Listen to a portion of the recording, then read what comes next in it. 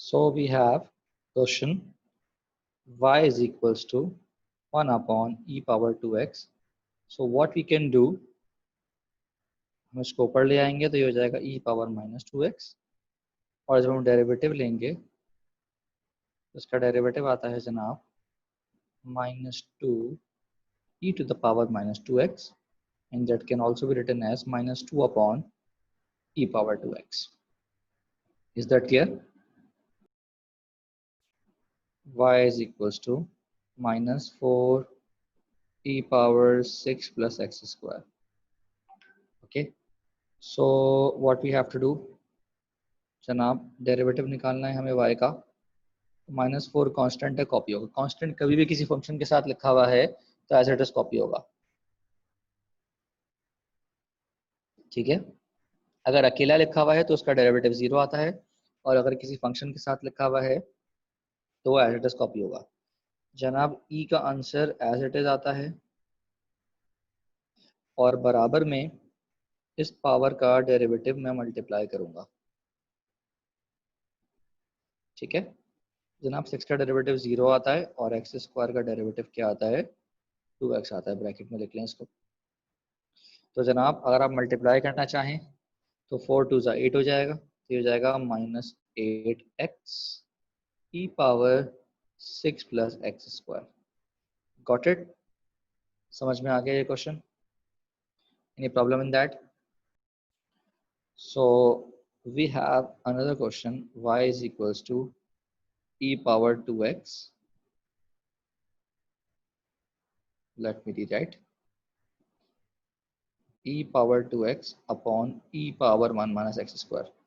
देखो बेटा, इंडाइसिस का रूल था कि जब बेस सेम है और दो फंक्शन डिवाइड हो रहे हैं तो आप क्या करते हैं।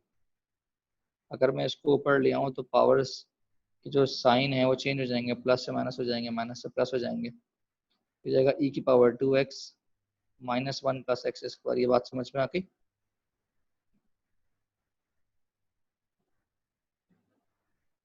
तो अब इसके बाद ये सॉल्व हो जाएगा।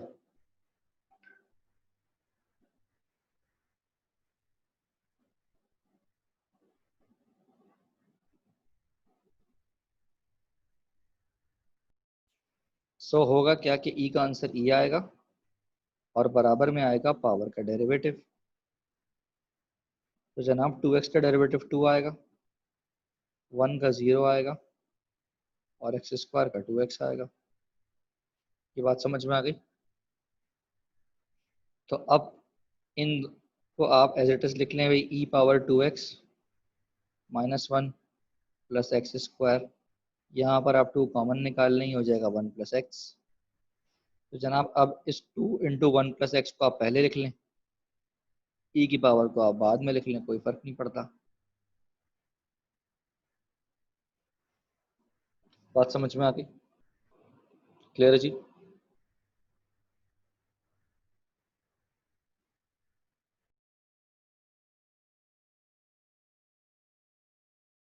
Class we will be discussing.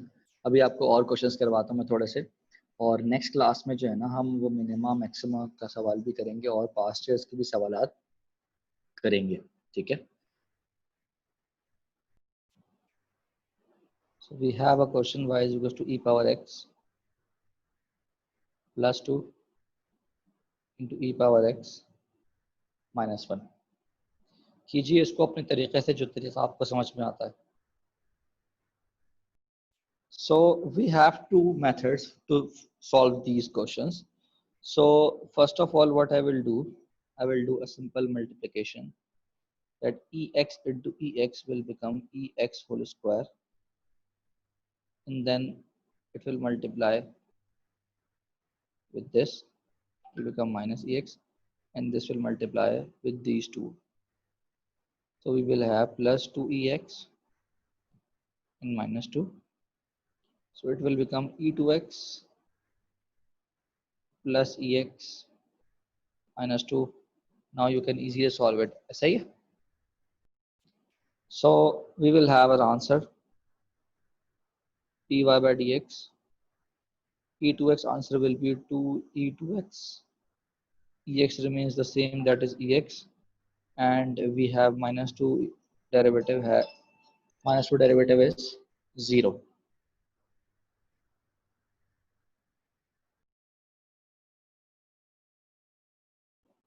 अच्छा बेटा, ये क्वेश्चन मैंने आपको एक और दिया है, जबकि उस सवाल को एक और तरीके से कर सकते हैं, वो मैं आपको थोड़ी देर में बताता हूँ। अच्छा भाई, अब हमारे पास जो ये सवाल है ये आपसे सॉल्व हो गया या नहीं? देखिए बेटा, जब भी आप सवाल सॉल्व करने बैठे तो एक दफ़ा उसको नज़र दौड़ा लें कि क्या पता वो सिंप्लीफाई हो सकता है। तो अगर हम इसको लिख लें 1/e⁻x प्लस e⁻x/e⁻x, तो आप देख सकते हैं कि ये सिंप्लीफाई होकर बन जाएगा e⁻−x और ये आ जाएगा +1। ठीक है जी। तो अब जब मैं इसका dy/dx निकालूंगा, e⁻−x का आएगा -e⁻−x। ये बात समझ में आ गई। और 1 का क्या आएगा? 0। अब इसको सिंप्लीफाई करके लिख सकते हैं -1/e⁻x। ये बात समझ में आई?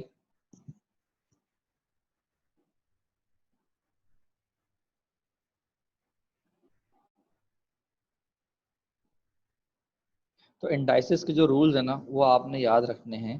अगर आप इंडाइसिस के रूल्स को फॉलो कर लेंगे तो आपका जो सवाल है वो वैसे ही आसान हो जाना है। ठीक है। So now I am telling you the two rules. The one is product rule and the second is quotient rule.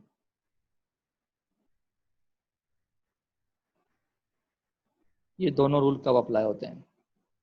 देखिए बेटा, जब कभी आपके पास डेरिवेटिव निकालना हो और दो फंक्शंस आपके पास मल्टीप्लाई हो रहे हो,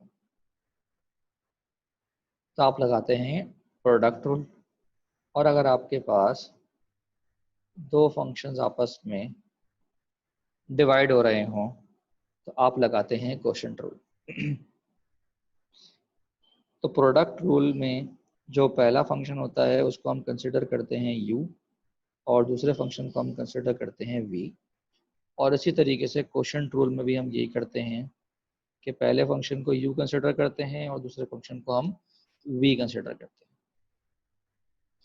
तो u इंटू वी की अगर फॉर्म है हमारे पास और हमें उसको डिफ्रेंशिएट करना है तो हम क्या करते हैं? हम लिखते हैं u into derivative of v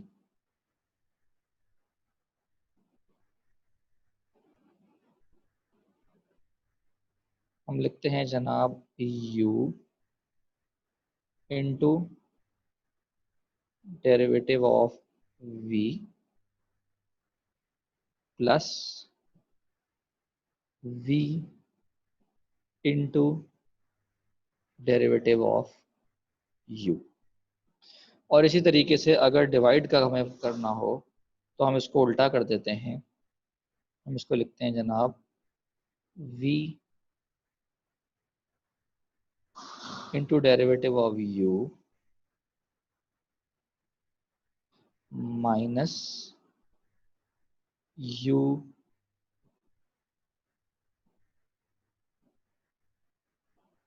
into derivative of v whole divide by v square. तो ये हमारे पास दो रूल हैं जो कि प्रोडक्ट रूल और जो कि कहलाते हैं क्वोशिएंट रूल। इनको हम अप्लाई कैसे करते हैं? क्वेश्चंस देखते हैं। तो क्या होता क्या है कि फॉर सपोज आपके पास y दिया हुआ है आपको e(x+1) और e(x-2). तो जो प्रोडक्ट रूल है वो ये कहता है कि जनाब पहला फंक्शन आप एज इट इज कॉपी कर दें, तो ये कॉपी हो जाएगा e(x+1). लेकिन इसके बराबर में दूसरे फंक्शन का डेरिवेटिव लिखें आप। तो आप देखें दूसरे फंक्शन का मैंने डेरिवेटिव लिख दिया। फिर आप बीच में लिखें प्लस। फिर आप दूसरा function as it is copy करें। और इसके बराबर में लिखें पहले फंक्शन का derivative. So first function into derivative of second function plus second function into derivative of first function. अब इसको सिंप्लीफाई करने के लिए हमारे पास ex जो है वो कॉमन है, हम लिखेंगे ex प्लस 1 और ये हो जाएगा प्लस ex माइनस 2। सिंप्लीफाई करेंगे ये हो जाएगा ex, ये हो जाएगा जनाब 2ex और ये आ जाएगा -1। सिंप्लीफाई करना है, दोनों को मल्टीप्लाई कर लें तो जनाब ये हो जाएगा 2e 2x माइनस का ex। इसी तरीके से अगर हमारे पास दो फंक्शन अब डिवाइड हो रहे हैं जिसमें हमारे पास लिखा हुआ है ex -1 अपॉन ex प्लस 1, तो जनाब इसको हम डेरिवेटिव किस तरीके से सॉल्व करेंगे? हम लिखेंगे पहले नीचे वाला function as it is, multiply करेंगे ऊपर वाले फंक्शन का डेरिवेटिव। ऊपर वाला फर्स्ट फंक्शन है, नीचे वाला सेकंड फंक्शन है, तो हमने इसको कह देना है first function divide by second function. तो second function into derivative of first function minus first function into derivative of second function और होल डिवाइड करेंगे हम दूसरे फंक्शन के स्क्वायर से। बात समझ में आ गई? तो अगर आप सिंप्लीफिकेशन करना चाहें तो जनाब ex आप यहाँ से कॉमन निकाल लें, ये हो जाएगा ex plus 1 minus ex plus 1 whole divide में लिखा हुआ है जनाब ex प्लस 1 का होल स्क्वायर। सिंप्लीफाई होकर ये बच जाएगा 2ex अपॉन ex प्लस 1 का होल स्क्वायर। बात समझ में आ गई है जी? कोई स्टेप में कोई मसला, कोई बात ना समझ में आई हो, कोई प्रॉब्लम हो तो बताइए। So we have another question, y is equals to 2e3x minus 1 whole square. So let's take a look at the question. So I would like कि आप ये इसको ज़रा ट्राई करें क्वेश्चन को, फिर मैं थोड़ी देर में सॉल्व कराता हूँ आपको। So let's take a look at this question. We have a whole power. So what we do for the whole power, if we have whole power, so अगर हमें इसका डेरिवेटिव निकालना हो तो हम क्या करते हैं? पावर नीचे आती है, फंक्शन एज इट इज आता है, पावर में से एक माइनस हो जाता है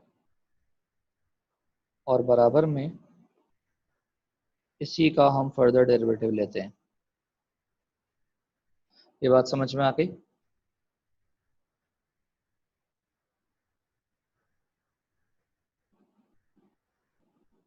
सो इसके अंदर हम क्या करेंगे कि जब हमें डेरिवेटिव निकालना है पावर नीचे आएगी,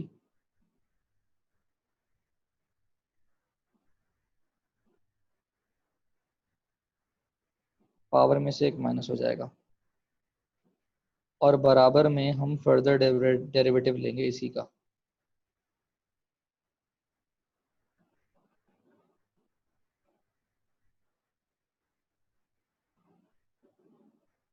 ठीक है जी?